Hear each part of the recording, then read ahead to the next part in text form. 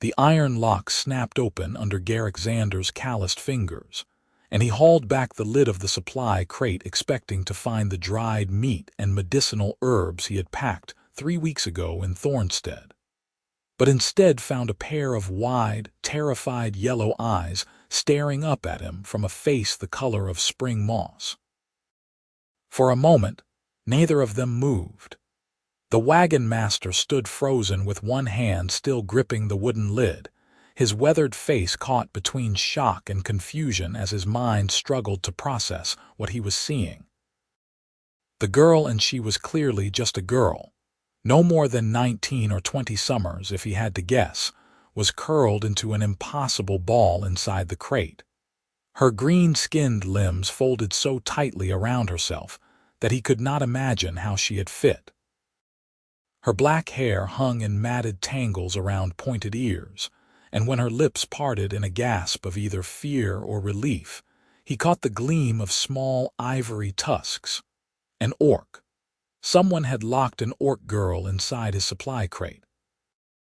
Garrick's first instinct was to look around the clearing where he had stopped to make camp for the night, scanning the darkening tree line for whoever might have done this. The autumn forest remained silent except for the evening chorus of crickets and the soft shuffling of his 2 draft horses where they grazed nearby. He had been traveling alone for 5 days now, making his way back to his homestead after delivering goods to 3 different settlements along the frontier.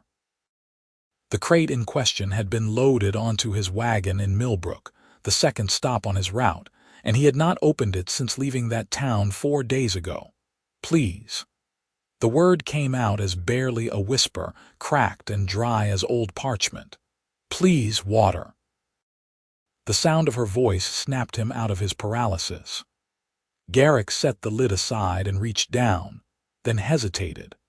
The girl flinched away from his extended hand, pressing herself even harder against the corner of the crate, despite there being nowhere left to go. He could see now that her wrists bore angry red marks where rope had chafed the skin, though the bindings themselves were gone. Her tunic was torn and filthy, and when he leaned closer, he caught the sour smell of someone who had been confined without sanitation for far too long. "I am not going to hurt you," he said slowly, keeping his voice low and steady the way he might speak to a frightened animal. "But I need to get you out of there. Can you move?" She stared at him for another long moment, her yellow eyes searching his face as if trying to determine whether he was telling the truth. Then, very slowly, she nodded. When she tried to unfold herself from her cramped position, though, a sharp cry of pain escaped her throat and she fell back. "Your legs have gone numb," Garrick observed. He had seen it before in travelers who had ridden too long in uncomfortable positions. "Just wait. Let me help." This time when he reached down, she did not flinch away. His hands closed around her upper arms and he lifted, shocked by how light she felt. Orcs were supposed to be large and powerfully built, fearsome warriors who could break a man in half, but this girl weighed hardly more than a sack of grain. He set her down as gently as he could on the grass beside the wagon, and she immediately collapsed onto her side, her legs refusing to support her weight. "Wait here," he told her, though she clearly was in no condition to go anywhere. He strode quickly to his water barrel lashed to the side of the wagon and filled his tin cup, then brought it back to where she lay. When he crouched down and held it out to her, she snatched it from his hands with trembling fingers and drank so desperately that half the water spilled down her chin and neck. She emptied the cup in seconds and looked at him with such naked pleading that he immediately went to refill it. He made 3 more trips before she finally slowed down enough to drink carefully. Color was starting to return to her face, though she still looked half-starved and utterly exhausted. While she drank the 4th cup more slowly, Garrick studied her properly for the first time. Beneath the grime and desperation, she had delicate features for an orc, with high cheekbones and a pointed chin. Her tusks were small and gracefully curved, barely protruding past her upper lip. She wore the rough homespun clothing of a laborer or servant, now torn and stained beyond recognition. "How long were you in there?" he asked when she had finished the water. She looked down at the empty cup in her hands. "I do not know. Days, many days. It was dark." "Who did this to you?" Her fingers tightened around the cup until her knuckles went pale green. "Men in Millbrook. They said—" Her voice caught and she swallowed hard. "They said I was merchandise, that someone in Blackwater had paid for me." The words hit Garrick like a punch to the gut.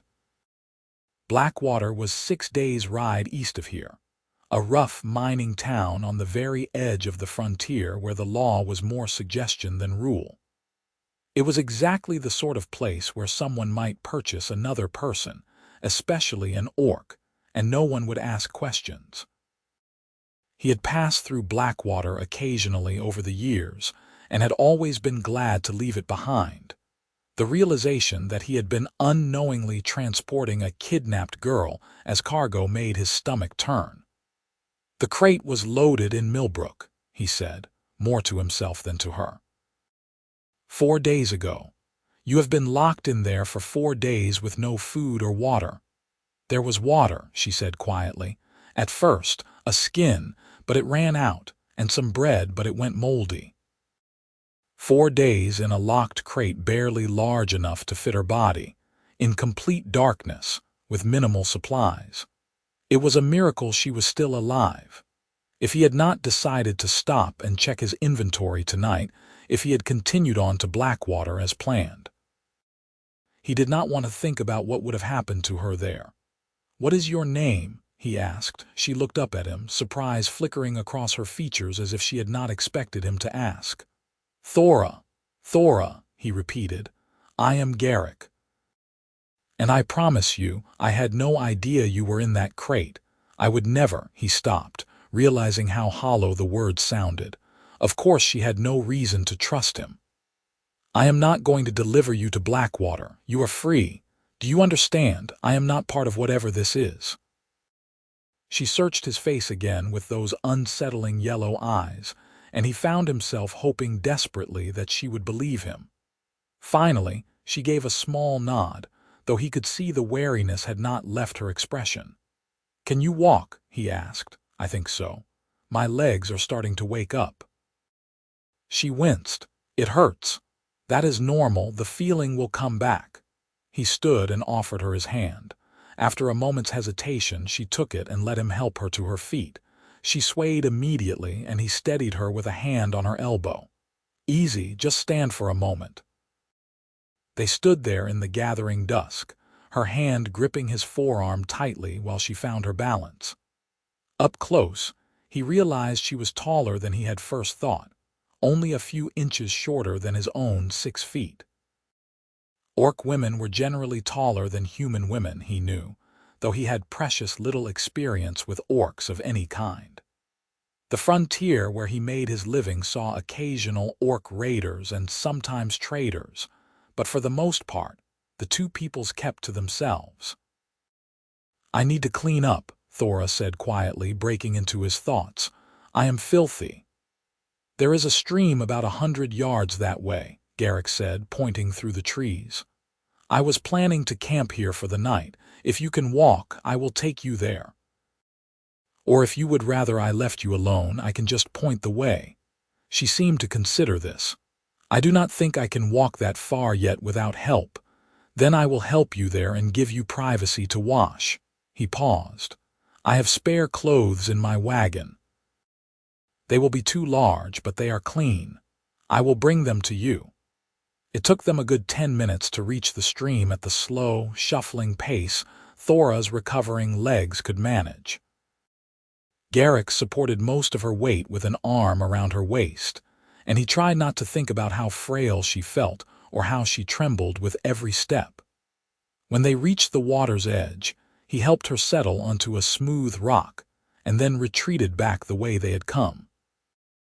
He returned shortly with a clean shirt and trousers from his personal pack, along with a blanket and a bar of the soap he used for washing. He left them on a rock within her reach, and then withdrew to the far side of a large oak tree, positioning himself where he could not see the stream but could still hear if she called for help. The sound of splashing water reached him as he stood in the darkness, and he found his mind racing through the implications of what he had discovered. Someone in Millbrook had orchestrated this kidnapping and smuggling operation. They had hidden Thora in his supply crate specifically because they knew he was traveling to Blackwater and beyond. His reputation as an honest wagon master who made regular runs along the frontier route had been used to facilitate human trafficking, or orc trafficking, more precisely. The thought made his jaw clench with anger. He had built his business over 15 years on trust and reliability, making runs that other merchants considered too dangerous or unprofitable. He knew every settlement and homestead along 300 miles of frontier territory, and people depended on him to bring supplies and news from the outside world. Now someone had used that trust to commit a crime he could barely stomach thinking about. Garrick. Thora's voice called out tentatively from the direction of the stream. He walked back around the tree to find her standing on the bank, looking utterly transformed despite the fact that his shirt hung on her like a tent, and she'd had to tie the trousers up with a length of cord to keep them from falling down. Her black hair was slicked back and dripping, revealing the elegant shape of her skull and the delicate points of her ears. The dirt and grime were gone, and her green skin had a healthy undertone to it now, like new leaves in spring rather than the sickly pallor she had shown before. She had wrapped the blanket around her shoulders and clutched it closed with both hands. "Better?" he asked. She nodded. "Much better, thank you." Then, almost shyly, she added, "The clothes are very large." Despite everything, he felt a smile tug at the corner of his mouth. "I am sorry I do not travel with a selection of sizes. Those will have to do until we can get you something proper." The smile faded from her face. I am not going to just abandon you out here in the wilderness," Garrick said firmly. "Millbrook is 4 days back the way we came, and I am not taking you anywhere near that town if someone there wants you kidnapped. Blackwater is right out for obvious reasons. My homestead is 3 days' travel south of here. You can come with me there, rest and recover, and then we can figure out what to do next." "Your homestead," she repeated slowly. "You are offering me shelter in your home." "I am offering you basic human decency," he said, "which apparently has been in short supply for you lately. Can you make it back to the camp, or should I carry you?" Her chin came up at that, a flash of pride crossing her features. "I can walk." It took them twice as long to return to the clearing as it had to reach the stream, but Thora managed it on her own feet with only occasional assistance when she stumbled. By the time they arrived, full darkness had fallen and the temperature was dropping. Garrick got a fire going while Thora sat on a log nearby, the blanket still wrapped tightly around her shoulders. He heated water and made a simple stew from dried vegetables and salted pork, and when he handed her a bowl, she looked at it as if he had given her gold. "Eat slowly," he cautioned. "Your stomach is not going to be happy with you after days of near starvation." She nodded and took small, careful bites, though he could see it took all her willpower not to wolf the food down. While she ate, he set about making up a bedroll for her near the fire, using his spare blankets and his own pillow. His regular sleeping spot under the wagon would be fine for him. "Why are you being kind to me?" Thora asked suddenly, breaking the comfortable silence that had fallen between them. Garrick looked up from where he was pouring himself coffee. "Why would I not be? Because I am an orc." She said it flatly, as if it were the most obvious answer in the world. Humans do not trust orcs. They do not help orcs. They certainly do not take them into their homes. He settled back on his heels and considered his response carefully. I judge people by their actions, not their bloodline. You have done nothing to me except be the victim of a terrible crime. That is reason enough to help. Most humans would not see it that way. Then most humans are fools. He poured the coffee and took a sip, welcoming the bitter warmth. I have been making runs along this frontier for 15 years, Thora. I have met humans who were monsters and orcs who were decent folk. The color of someone's skin does not tell me who they are. Their choices do. She was quiet for a long time, staring into her bowl of stew. When she finally spoke again, her voice was barely audible. I was a servant in Millbrook, in a boarding house. The owner was a human woman, Mistress Hadley. She was kind to me at first, gave me work and a place to sleep. Then 3 weeks ago, she told me I was being transferred to work for a friend of hers in Blackwater. I trusted her. I went willingly to the wagon yard where your crate was being loaded. Her hands tightened around the bowl. The men grabbed me there. They tied me up and gagged me and forced me into the crate. The last thing I saw before they closed the lid was Mistress Hadley counting coins. The pain in her voice was palpable, and Garrick felt his anger flare anew. Betrayal by someone you trusted was a special kind of wound. I am sorry that happened to you. Why are you sorry? You did nothing wrong. I am sorry because you deserved better. Everyone deserves better than that. He stood and walked over to his wagon, returning with his bedroll. You should sleep. We have a long few days of travel ahead, and you need rest to recover your strength. Thora finished her stew and set the bowl aside, then looked uncertainly at the bedroll he had prepared. Where will you sleep? Under the wagon. I do it all the time. That is not right. This is your camp. I should not take your bed. You just spent 4 days locked in a crate. You get the bed. I will hear no arguments. When she still hesitated, he softened his tone. Please, Thora, let me do this small thing. She relented finally and moved to the bedroll, settling onto it with a sigh that spoke of profound relief. As she pulled the blankets up around herself, Garrick noticed how her eyes kept darting to him, watching his movements with the wariness of someone who expected danger even in apparent safety. He made sure to keep his movements slow and predictable, giving her no reason for alarm. I will keep the fire going through the night, he told her as he settled into his own spot beneath the wagon. If you need anything, just wake me. Garrick. Her voice came soft through the darkness. Yes. Thank you, he smiled, though she probably could not see it. Sleep well, Thora. The next morning dawned cold and clear, with frost glittering on the grass and the horse's breath coming out in white puffs. Garrick woke first, as was his habit, and got the fire built back up before starting breakfast. He was frying bacon when Thora emerged from her nest of blankets, her black hair wild around her face and her yellow eyes still bleary with sleep. Good morning, he said, keeping his voice cheerful. How are you feeling? She stretched carefully, testing her limbs. Sore, but better, more human. She caught herself and a wry expression crossed her face. More like myself, I mean. I knew what you meant. He plated bacon and hard bread and handed her a portion along with more coffee. We should be able to make good time today if the weather holds. With luck, we will reach my homestead in 3 days, maybe less. As they ate breakfast, Thora asked him about his life as a wagon master, and Garrick found himself talking more than he usually did. He told her about building his business from nothing after leaving the army, about the homestead he had established as a base of operations, about the network of settlements and families that relied on his regular deliveries.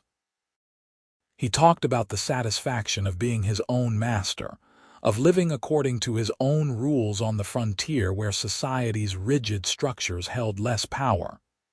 You were a soldier, she asked with interest. For 10 years. Infantry. I saw enough fighting to last a lifetime, which is why I retired out here where things are quieter. Mostly." He took a sip of coffee. "What about you? How did you end up in Millbrook?" Her expression darkened. "I left my clan 2 years ago. They are traditionalists, my people. They believe orcs should keep to the old ways, stay separate from humans, solve problems with strength and glory in battle. I wanted something different. I wanted to learn to read, to understand the world beyond our territory. My father was furious when I told him. He said I was betraying everything our clan stood for." She stared into her coffee cup. "Maybe he was right. Look where it got me." "He was not right," Garrick said firmly. "Wanting education and a different life does not make you a traitor. It makes you brave. What happened to you in Millbrook was not your fault, and it does not mean your choices were wrong." She looked up at him, and he saw something shift in her expression, as if a wall had cracked just slightly. "You really believe that?" "I do." They broke camp shortly after and got back on the road, with Thora sitting beside Garrick on the wagon bench. He had offered to let her rest in the back, but she had refused, saying she had spent enough time in darkness and confinement. He understood that. As the wagon rolled along the rutted frontier road, he pointed out landmarks and told her stories about various settlements they passed. She listened with genuine interest, asking intelligent questions that revealed a quick mind. Around midday, they encountered another traveler on the road, a grizzled trader leading a pack mule in the opposite direction. The man's eyes widened when he saw Thora sitting on the wagon bench, and his hand drifted toward the knife at his belt. "Garrick Xander," he said slowly, his eyes never leaving Thora. "Did not expect to see you traveling with an orc." "Life is full of surprises, Baxter," Garrick replied evenly. "Good day to you." He snapped the reins and the wagon rolled on, but he could feel Baxter's stare burning into their backs. Beside him, Thora had gone very still, her hands clenched in her lap. "That is going to happen a lot, is it not?" she said quietly. "People staring, people afraid." "Yes," he admitted, seeing no point in lying. "The frontier is more tolerant than the cities, but prejudice exists everywhere. Some people will not care, some will care very much. We will deal with each situation as it comes." She repeated, and he heard something in her voice he could not quite identify. "You keep saying we." "You are under my protection now," Garrick said simply. "That makes your problems my problems, at least until we get you somewhere safe." "And where would that be?" "I cannot go back to my clan. They would never accept me after I left. I cannot stay in any human town, clearly." "Where exactly is safe for someone like me?" It was a fair question, and one Garrick did not have a good answer to yet. "We will figure it out," he said, with more confidence than he felt. "One step at a time." That night, they camped in a sheltered hollow off the main road, and Garrick shot a rabbit which he skinned and roasted over the fire.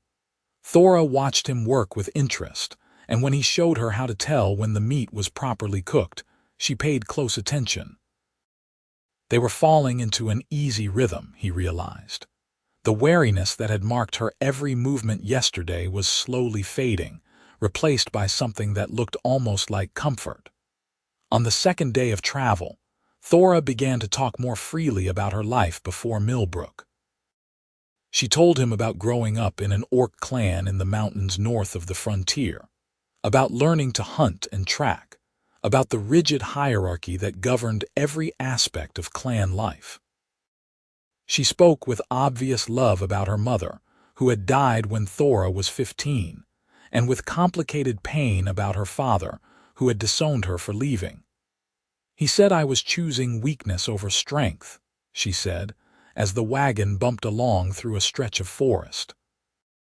"That learning human writing and human ways would make me soft. But I did not want to spend my whole life fighting over territory and proving my worth through combat." "Is that really so terrible?" "No," Garrick said. "It is not terrible at all. It is human. Or, well, orc. You know what I mean. It is natural to want more than what you are born into. Did you want more than what you were born into? The question caught him off guard. Yes, actually. I was born in a city called Westmark to a family of bakers. It was expected that I would learn the trade and take over the shop someday. But I wanted adventure, wanted to see the world. So I joined the army instead. My father did not speak to me for 2 years. Did he forgive you eventually? He did. Shortly before he died, we reconciled. He told me he was proud that I had followed my own path, even though it hurt him at the time. Garrick smiled sadly at the memory. I think about that a lot. How hard it must have been for him to let me go, and how much strength it took to admit he had been wrong to judge my choices. I doubt my father will ever do the same. Maybe not. But that is his failing, not yours. They camped that night beside a small lake, and after dinner, Thora surprised him by offering to clean the dishes. As she worked, scrubbing the tin plates with sand and water, Garrick found himself watching her in the firelight. She moved with an unconscious grace, her long fingers quick and efficient. When she caught him looking, she raised an eyebrow. What? Nothing, just thinking. About what? He hesitated, then decided honesty was best. About how different you are from what I was taught to expect from orcs. I was told you were all savages and monsters, but you are just a person trying to make your way in a difficult world, same as anyone. She was quiet for a long moment. I appreciate you saying that, but you should know not all orcs are like me. Some do fit the stories humans tell. My clan had warriors who took pride in violence, who saw raiding human settlements as a rite of passage. I am not trying to pretend my people are all peaceful and misunderstood. She set a clean plate aside and reached for another. But we are not all the same either, just like humans. Fair enough. Later, as they were settling in for the night, Thora paused before getting into her bedroll. Garrick, can I ask you something? Of course. Why do you live alone out here? You seem like someone people would want around. Why not settle in one of the towns, find a wife, have a family? The question was more personal than anything she had asked before, and he took a moment to consider his answer. I suppose I am just not built for that kind of life. The settled domestic world feels too small after years of wandering. And I have not met anyone who made me want to change that. Most women want stability, a home in town, neighbors, and society. I cannot offer that. Maybe you have not met the right woman. Maybe, he agreed. What about you? Ever think about marriage, family? She laughed, but it was a bitter sound.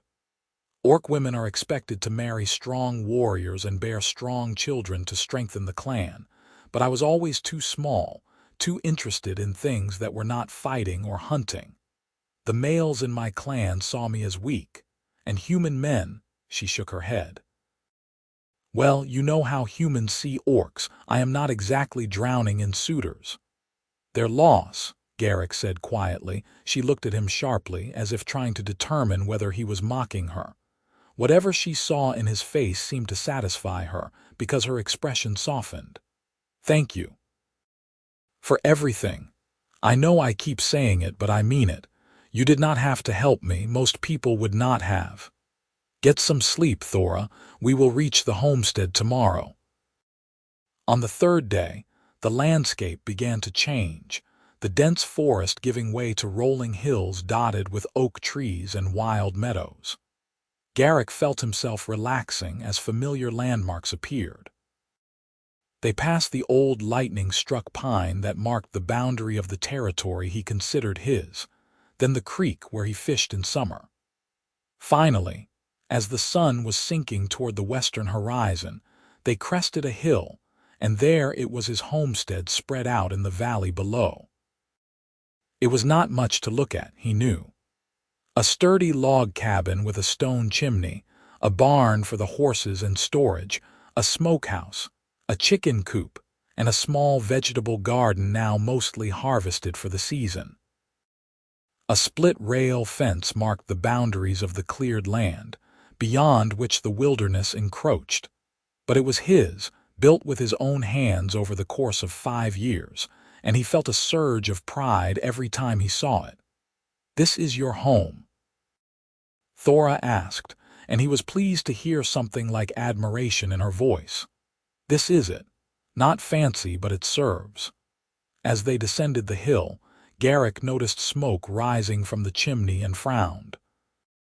He had banked the fire before leaving 3 weeks ago, and it should have long since burned out. Then he saw a figure emerge from the cabin, and recognition hit him. His neighbor, Grant Xerxes, who lived 3 miles west, was waving at them. "Garrick." Grant called as the wagon pulled up to the cabin. "Good to see you back. I have been checking on the place like you asked, keeping the animals fed," and he stopped mid-sentence, his eyes locking onto Thora. His hand went to the rifle slung across his back. "What the hell is that doing here?"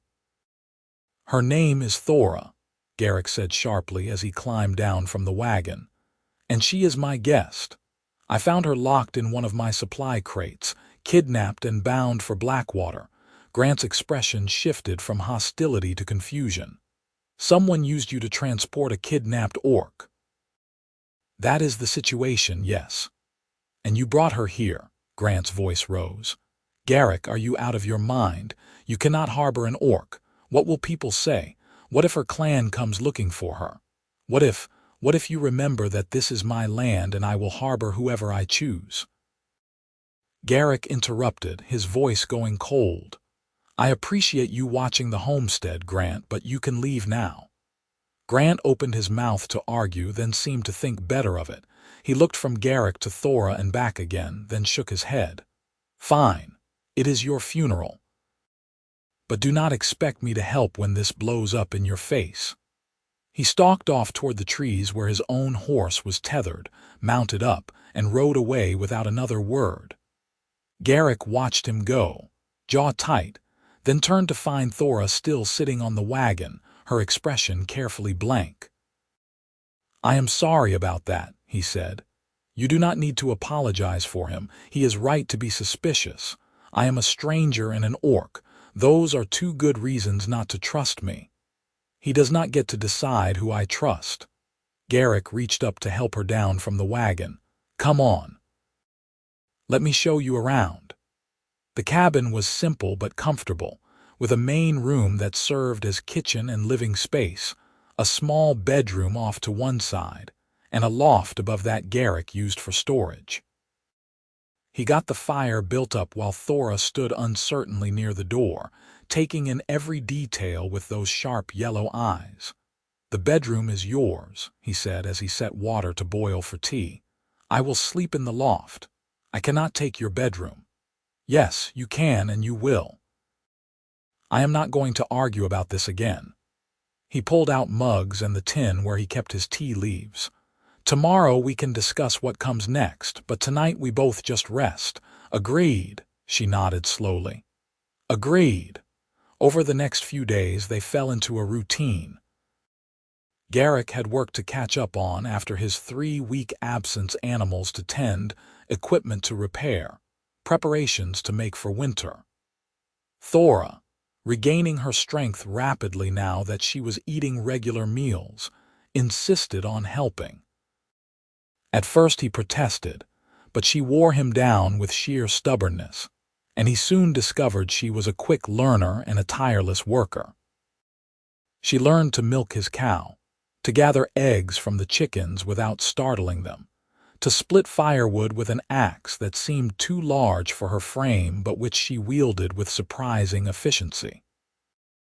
In the evenings, they sat by the fire and talked, sharing stories about their vastly different lives. He taught her to read using an old primer he dug out of his storage, and her delight when she successfully sounded out her first full sentence made him smile for hours afterward. But he could see the questions in her eyes, the uncertainty about her future that she tried to hide. They could not put off the conversation forever. It came to a head 2 weeks after their arrival at the homestead.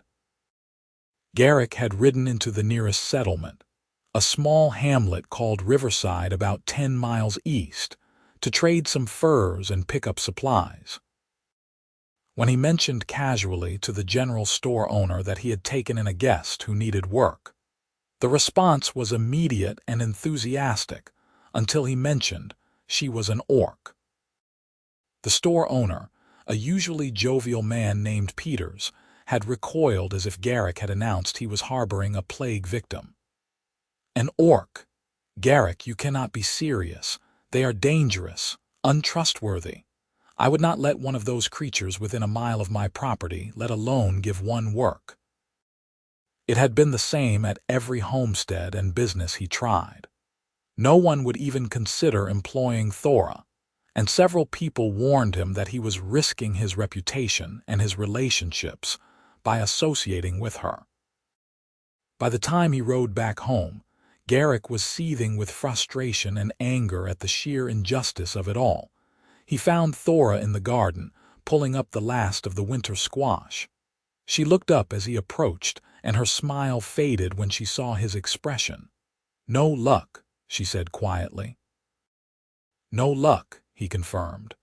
"Apparently the good people of Riverside would rather condemn someone sight unseen than give you a chance." She set down the squash and brushed dirt from her hands. "I told you this would happen. Humans do not trust orcs. They never will. So what? You just accept that. You just give up on finding a place in the world. What else can I do?" She stood, facing him across the garden bed. "I cannot go back to my clan. I cannot find work in human settlements. I cannot just wander the wilderness alone. My choices are limited, Garrick. Then stay here." The words came out before he had fully thought them through, but once he said them, he realized how right they felt. "Stay here at the homestead. Help me with the work. I can use the extra hands, and you clearly do not mind the labor. It is not much, but it is safe, and you would have a roof over your head." Thora stared at him.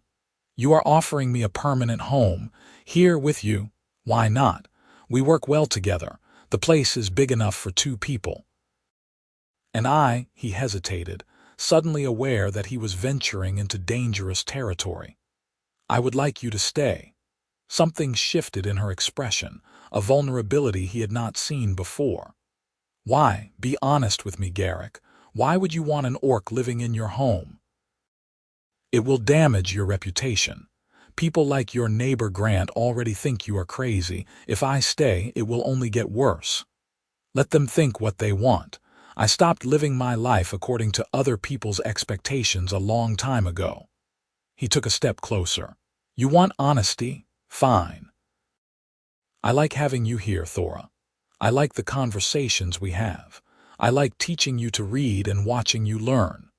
I like the way you laugh at my bad jokes and the way you never back down from hard work. These past 2 weeks have been better than the last 6 months I spent alone. So yes, I want you to stay, for purely selfish reasons." She was quiet for a long moment, her yellow eyes searching his face. "What about when winter ends and you need to make your supply runs again? What about when you want to have friends visit or maybe meet a human woman and settle down? What happens to me then? We will figure it out together," Garrick said. "I am not asking you to sign a contract or make promises about forever. I am just asking if you want to stay for now and see where things go. Can you do that?" Slowly, a smile spread across her face, transforming her features. "Yes, I can do that." Over the following weeks, as autumn deepened into early winter, Garrick found his life changing in ways both subtle and profound. The homestead that had felt comfortably solitary now felt complete. The silence he had once valued replaced by the sound of Thora's voice as she read aloud from books in the evening or sang orc songs while working. She had a lovely voice, rich and melodic, and he often found himself stopping his work just to listen. They developed an easy intimacy, the kind that came from shared labor and mutual respect. She learned his habits and preferences without him having to explain. He learned to read her moods and tell when she needed solitude versus company. They moved around each other in the cabin like dancers who had practiced the steps for years, never colliding, always in sync. But beneath the comfortable domesticity, Garrick was increasingly aware of other feelings. The way his pulse quickened when Thora smiled at him. The way he found excuses to work near her, just to be in her presence. The way he noticed small details about her, the elegant line of her neck, the strength in her hands, the bright intelligence in her eyes. He told himself it was just proximity, just the natural result of spending so much time with another person. But he knew he was lying to himself. The realization that he was falling in love with an orc woman should have troubled him more than it did. Society would never accept such a relationship. His neighbors already thought he was mad for harboring her. If they knew he had romantic feelings, the judgment would be brutal. But Garrick found he did not care. He had built a life on his own terms out here on the frontier, and he would be damned if he let prejudice dictate his heart. The question was whether Thora felt the same way. He got his answer on a cold December evening when an early snow had begun to fall. They had spent the day reinforcing the barn against winter weather, and both were tired and sore. After dinner, Garrick had drawn water for a bath and offered it to Thora first. While she bathed in the bedroom with the door closed, he sat by the fire trying to focus on mending a harness and failing utterly. When she emerged, her hair damp and her skin glowing from the hot water, she was wrapped in the blanket she had been using as a robe. She should have looked ridiculous in the oversized garment, but instead she looked beautiful. The word hit Garrick with the force of a physical blow. She was beautiful. "You can take your bath now," Thora said, settling into the chair opposite him. "I saved some of the hot water for you." "Thank you." He set aside the harness but did not move, his eyes drawn to her face in the firelight. "Thora, can I ask you something?" "Of course." "Are you happy here?" She tilted her head, studying him. "Yes, very much so. Why do you ask?" "Because I need to know. If you are staying out of gratitude or obligation, I want you to tell me. I do not want you to feel trapped here the way you were trapped in that crate." "I do not feel trapped." She leaned forward, her expression earnest. "Garrick, this is the first place I have ever felt like I truly belonged. Not as an outsider in a human town or a disappointment to my clan, but just as myself. You have given me that. How could I not be happy?" "Good. That is good." He swallowed hard, trying to gather his courage. "Because I need to tell you something, and I need you to know you can reject it without any consequences. You will still have a home here regardless of how you respond. Do you understand?" Wariness crept into her expression. "You are making me nervous, just say it." "I have feelings for you." "Romantic feelings." The words came out in a rush, clumsy and inelegant. "I am attracted to you. I care about you. And I needed you to know, because hiding it was becoming impossible, but I do not want you to feel pressured or uncomfortable. Like I said, nothing has to change if you do not want it to. I needed to be honest." Thora sat very still, her yellow eyes wide and unblinking. The silence stretched so long that Garrick felt panic rising in his chest. He had ruined everything. He should have kept his mouth shut. Then she spoke, her voice barely above a whisper. "You have feelings for me, even though I am an orc. Not even though you are an orc, just you, Thora." He met her gaze steadily. "I see you, not your green skin or your tusks or your pointed ears. I see the woman who works herself to exhaustion every day, who laughs at bad jokes, who sounds out words with her finger on the page because she is so determined to learn.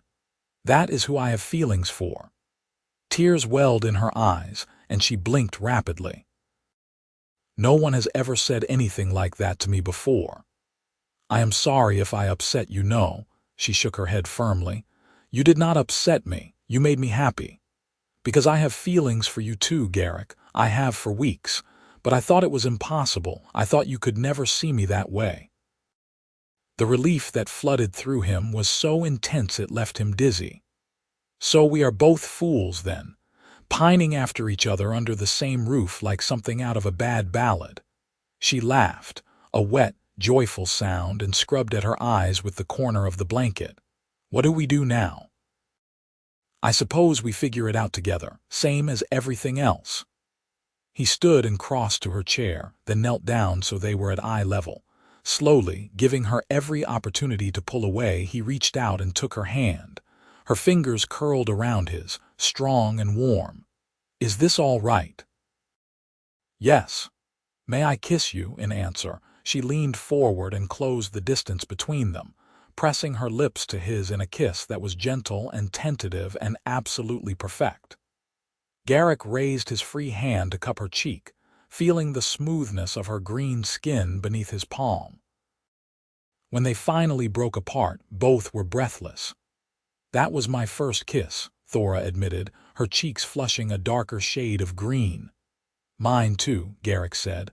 "I mean not my first kiss ever, but my first kiss that mattered, the first one that felt like this." They stayed there by the fire for a long time, holding hands and talking about everything and nothing, occasionally stealing kisses like teenagers. Eventually, Garrick did take his bath, and when he emerged, Thora was still waiting up for him.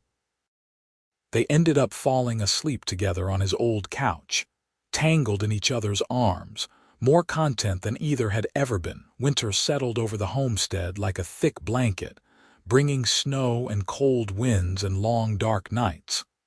But inside the cabin, warmth and happiness reigned. Garrick and Thora navigated their new relationship with a mixture of excitement and caution, learning each other's boundaries and preferences, building trust and intimacy one day at a time. They worked together during the day, maintaining the property and caring for the animals despite the harsh weather. In the evenings, they continued Thora's reading lessons, though now they often ended with kissing and laughter rather than just academic progress. Garrick taught her to play cards and checkers. She taught him orc songs and told him stories from her childhood. They cooked together, cleaned together, and gradually merged their lives into a seamless whole. But the outside world was not going to leave them in peace forever. The trouble started in late January when Grant Xerxes showed up unannounced with 3 other men from Riverside. Garrick answered the door to find them standing on his porch, all armed, all looking grim. "We need to talk," Grant said without preamble. Garrick stepped outside and closed the door behind him, not wanting Thora to have to face their hostility. "About what?" "About the orc you are harboring. People are talking, Garrick. They are worried. Some think she might be a scout for a raiding party. Others think you have been enchanted or coerced somehow. Either way, they want her gone. She is not a scout, and I have not been enchanted. She is a refugee who was kidnapped and nearly sold into slavery. I am giving her shelter. That is all." "That is not all, though, is it?" This came from one of the other men, a farmer named Jasper whom Garrick had always liked. "I've heard you are living with her, like a married couple. Is that true?" "My personal life is none of your business." "It becomes our business when it threatens the community," Grant said. "If her clan comes looking for her, they will not just attack your homestead. They will attack all of us. We have families to protect, Garrick. You cannot put them at risk for one orc girl." Before Garrick could respond, the door opened behind him and Thora stepped out. She had armed herself with his spare hunting knife, he noticed, which she held loosely at her side. "My clan disowned me," she said, her voice hard as iron. "They will not come looking for me because to them I am already dead. So your families are perfectly safe, but I appreciate the concern." Grant's hand went to his rifle. "You will not speak to us like that, orc." "She will speak however she wants on my property," Garrick snapped, moving to stand shoulder to shoulder with Thora. "And if you draw that rifle, Grant, I will consider it an act of aggression and respond accordingly." "Is that clear?" The standoff held for a long, tense moment. Finally, Jasper put a hand on Grant's shoulder. "Come on, this is not worth it." "You are making a mistake, Garrick," Grant said as he backed toward his horse. "A mistake you will regret." They rode off, but Garrick knew this was not over. That night he and Thora had a serious discussion about the future. "Maybe I should leave," Thora said quietly. They were sitting at the kitchen table, mugs of tea cooling forgotten before them. "I do not want to cause trouble for you. If people think I am a threat, maybe it is better if I just disappear." "No." Garrick reached across the table and took her hand. "I will not let ignorance and prejudice drive you away. This is your home now, our home, and if people have a problem with that, they can take it up with me. But what if they do more than talk? What if they come back with more men? What if they try to force me out? Then I will defend this homestead and everyone in it. I am not helpless, Thora. I was a soldier for 10 years. I can protect what is mine." She looked at him with anguish in her eyes. "I do not want you to have to fight for me. I do not want to be the cause of violence. You are not the cause. Their prejudice is the cause. Their fear and hatred. I will not reward that by giving in to their demands." The next few weeks were tense. Garrick made his usual supply run to Riverside and felt the weight of hostile stares everywhere he went. Some people refused to do business with him. Others lectured him about his poor judgment. Through it all, he maintained a calm, professional demeanor, refusing to be baited into arguments. But when he returned home and told Thora what had happened, he could see the toll it was taking on her. She blamed herself for his troubles, even though he repeatedly told her she was wrong to do so. Then, in early February, things came to a head in an unexpected way. Garrick was out checking his trap line when he heard the sound of horses approaching the homestead at speed. He abandoned his traps and ran back, arriving to find 6 riders circling the cabin. Thora had barricaded herself inside, and through the window he could see she had armed herself with his crossbow. "What is going on here?" Garrick shouted, striding into the middle of the circle with his own rifle in hand. One of the riders turned to face him, and Garrick recognized Peters from the general store. "We have come to take the orc into custody. There have been reports of missing livestock in the area. We think she is responsible." "That is ridiculous. Thora has not left this property in weeks. How could she possibly be responsible for thefts miles away? Maybe she is not working alone. Maybe she is part of a larger band." Peters gestured to his companions. "Either way, she needs to answer questions. Send her out, Garrick." "I will do no such thing. You have no authority here." "Unless you have an actual lawman with you, which I note you do not. You are just a mob. And I do not negotiate with mobs. We are trying to be reasonable by surrounding my home with armed men. That is your idea of reasonable." Garrick raised his rifle, not quite pointing it at anyone but making his intentions clear. "You are on my land without permission, making baseless accusations against my guest. You have 3 seconds to turn around and leave before I start treating you as the threat you are. You would shoot your own neighbors over an orc. I would defend my home against anyone who threatens it. 1. The men exchanged nervous glances. Garrick was known to be an excellent shot, and his calm demeanor suggested he was not bluffing. 2. "This is not over, Garrick," Peters warned. 3. They turned their horses and galloped away, kicking up mud and snow. Garrick waited until they were out of sight before lowering his rifle and approaching the cabin. Thora opened the door, the crossbow still in her hands, and he saw that she was shaking. "Are you all right?" he asked, pulling her into his arms. "I am fine, just scared. They were talking about taking me away, putting me on trial for crimes I did not commit." She pressed her face against his shoulder. "Garrick, this cannot continue. You cannot keep defending me against the entire region." Eventually, they will come with enough men that you cannot turn them away. Then we need to change their minds. How? He thought about it as he held her, an idea forming slowly. We need to prove you are not a threat. More than that, we need to prove you are part of this community, with as much right to be here as anyone. And I think I know how to do it. That evening, he explained his plan. It was bold, probably crazy, but it might just work. Thora listened with growing astonishment. "You want to marry me?" she said when he finished. "Publicly. I want to make you my wife in front of witnesses from every settlement in the area. I want to make a formal declaration that you are under my protection as my spouse, which carries legal weight even out here on the frontier. And I want to host a celebration afterward, force people to see you as a person rather than a monster." He took her hands in his. "But only if you want this too. I am not proposing just as a political strategy, Thora. I love you. I want to spend my life with you. The fact that marrying you might also solve our immediate problem is just a convenient bonus." Tears spilled down her cheeks, but she was smiling. "You love me, with all my heart. I should have said it sooner." "I love you too," she laughed through her tears. "Yes, yes, I will marry you." Even though this is the strangest proposal in history. They spent the next 3 weeks preparing.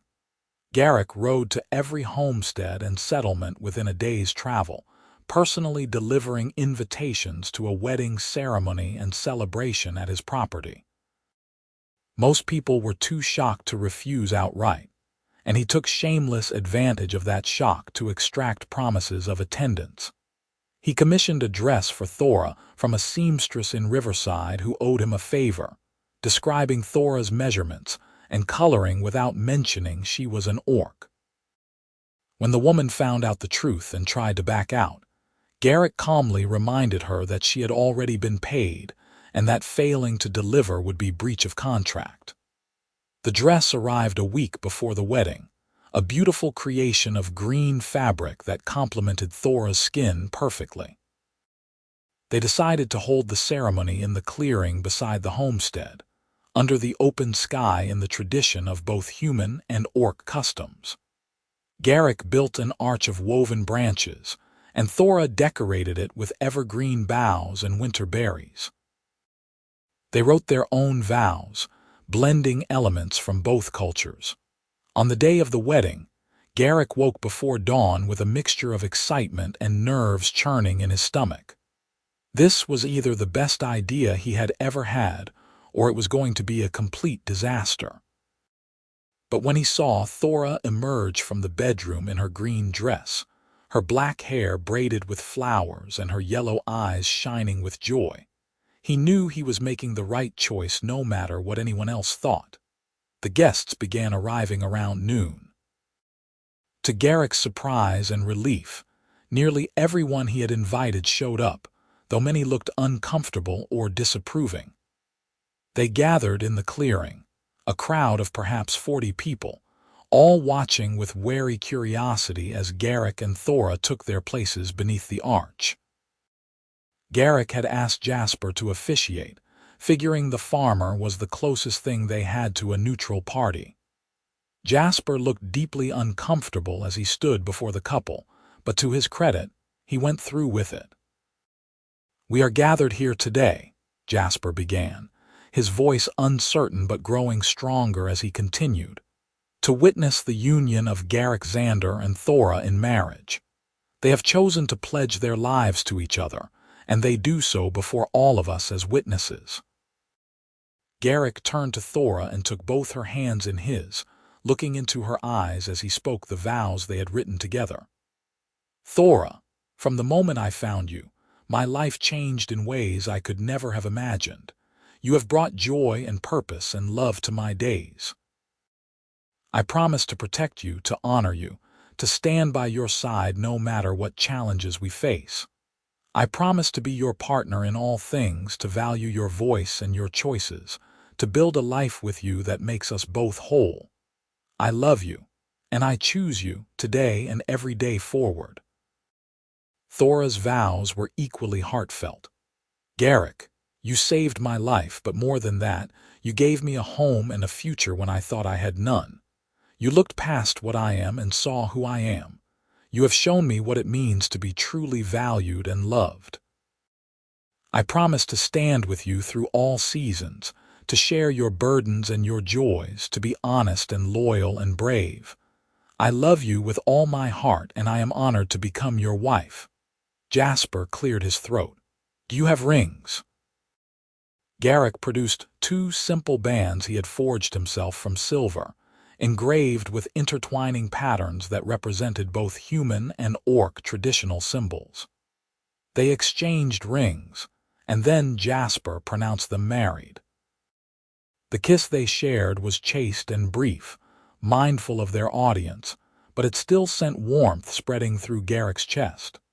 When they turned to face the crowd, he saw expressions ranging from disbelief to disgust to grudging acceptance. "There is food and drink for everyone," Garrick announced, gesturing to the tables they had set up near the cabin. "Please join us in celebrating." The reception was awkward at first. Most of the guests kept their distance from Thora, clustering in groups and speaking in low voices. But Garrick made a point of circulating with his new wife at his side, forcing introductions and conversations. And slowly, grudgingly, the ice began to thaw. A turning point came when one of the guests, a woman named Martha who ran a small farm to the south, approached Thora directly. "That is a beautiful dress," she said hesitantly. "The green suits you." "Thank you," Thora replied graciously. "Garrick chose the fabric. He said it would bring out my eyes." Martha smiled slightly. "He has good taste." She paused, then continued in a rush. "I am sorry for how you have been treated. It was wrong of us to judge you without knowing you. I hope we can start fresh." "I would like that very much." One conversation led to another, and by the time the sun was setting, Thora was surrounded by a small group of women asking her about orc customs and traditions. Garrick watched from across the clearing, feeling fierce pride in his wife and cautious hope for the future. The party lasted well into the evening, with music and dancing and more food than they could possibly eat. By the time the last guests departed, Garrick and Thora were exhausted but happy. They stood in the doorway of the cabin, waving goodbye to Jasper and Martha, the last to leave. "That went better than I expected," Thora said as she closed the door. "It was perfect." Garrick pulled her close, resting his forehead against hers. "You were perfect. So were you." She kissed him softly. "Thank you for fighting for us, for making this possible, always." "I will always fight for us." They consummated their marriage that night with tenderness and care, learning each other's bodies the way they had learned each other's hearts. And afterward, lying tangled together in the darkness, Garrick felt a sense of completeness he had never known before. The weeks following the wedding brought gradual but real change. People in Riverside and the surrounding area began to accept Thora's presence, if not warmly then, at least without active hostility. Martha became a regular visitor, and she brought other women with her who were curious about Thora and willing to give her a chance. Slowly, carefully, Thora built friendships and connections in the community. Grant Xerxes never did come around, but he stopped making trouble, and Garrick counted that as a victory. When spring arrived and the snows melted, Garrick prepared to resume his supply runs. This time, Thora would be coming with him, not hidden in a crate, but sitting proudly on the wagon bench as his wife and business partner. They would face challenges and prejudice, he knew, but they would face them together. The morning of their first trip, Garrick loaded the wagon while Thora said goodbye to the chickens and the cow, making sure their neighbor who would be watching the homestead understood their care requirements. When everything was ready, they climbed onto the bench together and Garrick snapped the reins. As the wagon rolled down the familiar road, Thora reached over and took his hand. "Are you ready for this? With you by my side, I am ready for anything." She squeezed his fingers. "Good. Because I have been thinking about expanding the business, maybe adding a second route, and eventually, perhaps, a family to help us run it." Garrick looked at her sharply. "A family, someday, if you want that. Children of our own, half human and half orc, who will grow up knowing they belong in this world." The image filled him with a longing so intense it almost hurt. "I want that very much. Then we will make it happen, together." They rode on through the spring morning, two people who had found love in the most unlikely circumstances, building a future that belonged to them alone. The road ahead would not be easy. They would face prejudice and hardship and moments of doubt. But they would face it all side by side, bound by love and choice, and the unshakable conviction that they were exactly where they belonged. Years later, when their children asked how they met, Garrick would tell them the truth, that he found their mother locked in a supply crate, frightened and alone, and chose to help her when no one else would. And Thora would add that their father gave her not just freedom, but a home and a heart and a love that transformed her entire world. It was, they both agreed, the best thing that had ever happened to either of them. The crate that could have been a prison had instead been the beginning of everything good in their lives. And if that was not proof that even the darkest moments could lead to joy, they did not know what was. The wagon rolled on through the frontier lands, carrying them toward a future bright with possibility.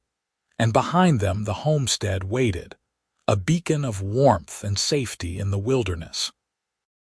It was a home built on love and trust, and the radical idea that people should be judged by their character rather than their appearance.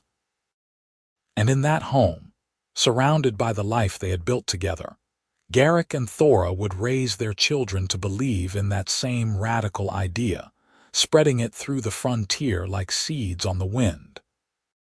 The prejudice they had fought against would not disappear in their lifetime, or perhaps ever completely. But they had proven it could be overcome, one relationship and one family and one friendship at a time. They had shown their community and themselves that love could bridge any divide, that courage could transform fear into acceptance, and that sometimes the most unexpected encounters led to the most beautiful destinations. As the sun climbed higher in the sky, warming the spring air and bringing new life to the awakening land, Garrick and Thora rode forward into their future together. Two souls who had found each other against all odds and refused to let anything tear them apart. Their love story would become legend in the frontier settlements, told and retold around countless fires. The wagon master who found an orc girl in his supply crate and chose love over fear, and the brave woman who trusted a stranger and found her home. It was a story of rescue and redemption, of courage and choice, of two people who looked beyond what society expected and found something infinitely more valuable than approval. They found each other, and in doing so, they found themselves. Their marriage was not just a union of two individuals, but a bridge between worlds. Proof that understanding and compassion could overcome even the deepest divisions. The homestead they returned to between journeys became a sanctuary for others who did not fit the mold society tried to force them into. They took in a young orc man who had been cast out for refusing to fight, teaching him to farm and raid. They sheltered a human woman fleeing an abusive marriage, helping her build a new life. They became known as people who would help anyone in need, regardless of race or background, and their reputation spread far beyond the frontier. Their children, 3 in all, born over the course of 8 years, grew up strong and healthy, bearing features of both parents. The eldest, a daughter they named Mira, had her mother's green skin and her father's brown eyes. The middle child, a son called Owen, had human coloring but orc strength and his mother's pointed ears. The youngest, another daughter named Sira, was a perfect blend of both parents, and all three learned from an early age that their mixed heritage was something to celebrate rather than hide. Garrick taught them to read and write, to manage the business, to treat all people with respect and dignity. Thora taught them orc songs and human lullabies, orc tracking skills and human farming techniques. Together, they raised children who belonged fully to both worlds and to neither, who made their own path just as their parents had done. As the years passed, the frontier changed. More settlers arrived, more towns sprang up, and slowly the wild lands became less wild. But through it all, the Xander homestead remained a constant, a place where anyone could find welcome regardless of who or what they were. Garrick's supply business grew and prospered, aided by Thora's sharp mind for numbers, and her developing relationships with orc trading clans who had heard of the human man who married one of their own. On their 10th wedding anniversary, Garrick and Thora stood together in the clearing where they had exchanged vows, watching their children play nearby. Mira was showing her siblings how to braid flowers into crowns, her patient voice explaining each step. The sight filled Garrick with a contentment so deep it felt like it might overflow. "Do you ever regret it?" Thora asked quietly, reading his thoughts as she so often did. "Tying yourself to me, making things harder than they had to be." Garrick turned to face his wife, this extraordinary woman who had transformed his life in every possible way. Her black hair was threaded with a few strands of silver now, and fine lines had appeared at the corners of her eyes. But to him, she was as beautiful as the day he first found her. He took her hands in his, the silver rings they wore catching the afternoon light. "Not for one single moment," he said firmly. "You are the best thing that ever happened to me, Thora. You and our children and the life we have built. I would not change a thing." She smiled, that radiant expression that still made his heart skip beats. "Good, because I feel the same way. Everything I endured, all the pain and fear and uncertainty, it was worth it to end up here with you." He pulled her close and kissed her forehead, breathing in the familiar scent of her hair. "Here is to the next 10 years," he murmured. "And the 10 after that," she agreed, "and all the years beyond." They stood there in the fading sunlight, surrounded by the life they had created, and Garrick felt the truth of it settle into his bones. This was what mattered. Not wealth or status or the approval of people who did not understand. Just this love and family and the courage to live authentically, despite the obstacles. It was a simple truth, but it was the foundation of everything good in his life. The children's laughter rang out across the clearing, and Thora went to join them, leaving Garrick to his thoughts for a moment longer. He looked at the homestead, at the barn and the garden and the sturdy cabin, all of it built with his own hands and sustained by his and Thora's joint labor. He looked at his wife braiding flowers into their daughter's hair while their son tried to copy the pattern with his stubby fingers. He looked at the future stretching before them, full of unknown challenges and unlimited possibility. And he smiled, because he knew with absolute certainty that whatever came next, they would face it together. The wagon master and the orc girl who should never have met, who should never have fallen in love, who defied every expectation and every rule to build something beautiful and lasting. Their story was far from over. There would be more struggles, more triumphs, more moments of joy and sorrow and everything in between. But they had already proven they could weather any storm, and that knowledge gave them strength. As darkness fell and they gathered the children to go inside, Garrick took one last look at the empty crate that still sat in the barn, the one he had kept all these years as a reminder of where their journey began. Someone had put Thora there, intending cruelty and profit. But from that darkness had come light and love, and a family that would leave its mark on the frontier for generations. It was proof, if any were needed, that even the worst intentions could be transformed by compassion, that hope could flourish in the most unlikely soil, and that love, true, deep, unconditional love, was the most powerful force in any world. The wagon master had found an orc girl locked in his supply crate, and in freeing her, he had freed himself.